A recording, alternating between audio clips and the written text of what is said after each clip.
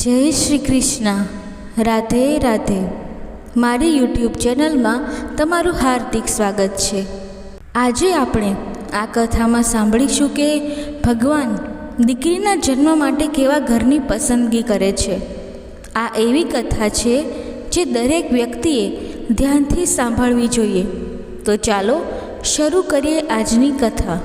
દીકરી મારી લાડકવાઈ, લક્ષ્મીનો અવતાર, એ સૂએ ને રાત થાય, જાગે તો સવાર. મિત્રો, આજે આપણે એવા સમાજમાં જીવી રહ્યા છીએ જે આજે પણ પુરુષ પ્રધાન છે. આજે પણ જ્યારે બાળકીનો જન્મ થાય છે ત્યારે મોટા ભાગના ઘરોમાં અને મિત્રોમાં નિરાશા છવાઈ જાય છે. આ આપણા મનુષ્યોની અજ્ઞાનતા સિવાય બીજું કંઈ નથી.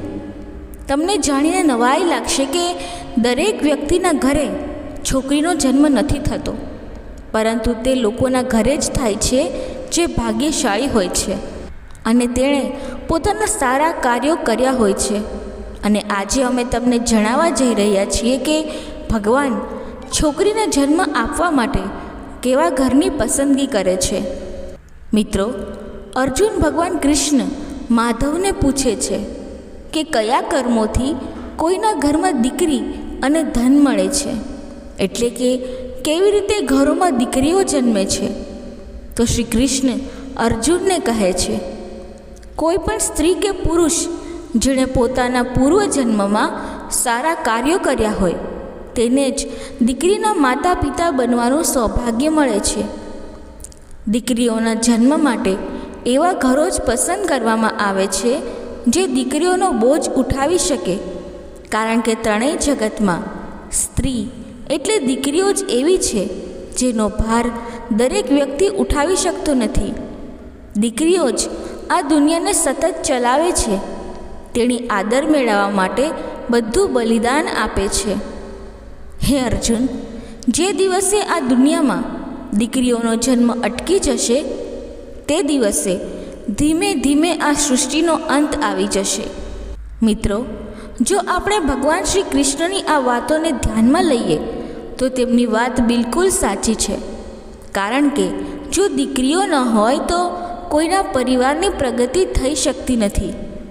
મિત્રો, તમે ઘણા લોકોને એવું કહેતા પણ સાંભળ્યા હશે કે જે ઘરમાં દીકરીઓનો જન્મ થાય છે તે સ્વર્ગ સમાન હોય છે, કારણ કે એક દીકરો એક પરિવારને રોશન કરે છે, જ્યારે દીકરીઓ બે કુળને રોશન કરે છે. તે તેના માતા પિતાના ઘરમાં પુત્રી તરીકેની ફરજો નિભાવે છે, પછી સાસરે આવે છે અને પુત્રવધુ તરીકેની તમામ ફરજો બજાવે છે. મિત્રો, આજકાલ તમે ફક્ત સાંભળો છો દીકરીઓ અને વહુઓ પરિવારમાં કોઈના મૃત્યુનું વર્ણન કરી શકાતા નથી, પરંતુ આ બિલકુલ સાચું નથી. કારણ કે રામાયણમાં કહેવામાં આવ્યું છે કે જ્યારે ભગવાન શ્રી રામના પિતા રાજા દશરથનું અવસાન થયું ત્યારે માતા સીતા એટલે કે રાજા દશરથની પુત્રવધુએ તેમનું પિંડદાન કર્યું હતું, જેથી તેમને જન્મના ચક્રમાંથી મુક્તિ મળી હતી. એટલું જ નહીં, હિન્દુ ધાર્મિક ગ્રંથોમાં કહેવામાં આવ્યું છે કે દીકરીઓ પણ પિતાના નામ પર પિંડદાન કરી શકે છે. અને જો સાસરી પક્ષે કોઈ પુરુષ ન હોય તો આ સ્થિતિમાં પુત્રવધુ પણ પિંડદાન કરી શકે છે. તેથી જ મિત્રો, તે લોકો ખૂબ ભાગ્યશાળી હોય છે જેમના ઘરમાં દીકરીનો જન્મ થાય છે. જેમના ઘરમાં એકથી વધુ દીકરીઓ હોય છે તે ભાગ્યશાળી હોય છે. કદાચ આ જ કારણ છે કે દીકરીઓને લક્ષ્મી કહેવામાં આવે છે. એકવાર સ્વામી વિવેકાનંદ વૈષ્ણોદેવીની સીડીઓ પર ચાલતા હતા. બાજુનો ખેડૂત તેની દીકરીને ખભા પર બેસાડીને ચડાવ પર ચાલી રહ્યો હતો. ત્યારે જ સ્વામી વિવેકાનંદે કહ્યું, બાબા, તમે તમારી દીકરીનો ભાર અનુભવતા હશો. હું તેને ઉપાડીને માતા વૈષ્ણોદેવીના દરબારમાં લઈ જાઉં? ત્યારે સ્વામી વિવેકાનંદને ખેડૂતે બધાની સામે કહ્યું કે દીકરી ક્યારેક પિતાના ખભા પર બોજ નથી હોતી, જો દીકરીઓ પિતાના ખભા પર હોય તો તે દરેક બોજને હળવો કરે છે. મિત્રો, દીકરીઓ ક્યારે પૈસાની ભૂખી નથી હોતી, તે માત્ર સન્માનની જ ભૂખી હોય છે. ગરુડ પુરાણમાં કહેવાયું છે કે જો કોઈ વ્યક્તિ મૃત્યુની અંતિમ ક્ષણમાં સ્ત્રીને યાદ કરીને પોતાનું જીવન બલિદાન આપે છે તો તે પછીના જન્મમાં સ્ત્રી તરીકે જન્મ લે છે. એ જ રીતે જો તે છેલ્લી ઘડીએ ભગવાનનું નામ લે તો તે મોક્ષના માર્ગે આગળ વધે છે.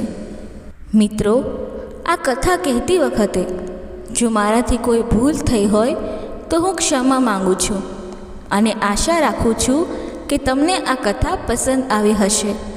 જો તમને આ કથા પસંદ આવી હોય તો વિડીયોને લાઈક કરી ચેનલને સબસ્ક્રાઈબ જરૂરથી કરજો અને કમેન્ટ બોક્સમાં જય શ્રી કૃષ્ણ જરૂરથી લખજો. ધન્યવાદ. જય શ્રી કૃષ્ણ. રાધે રાધે.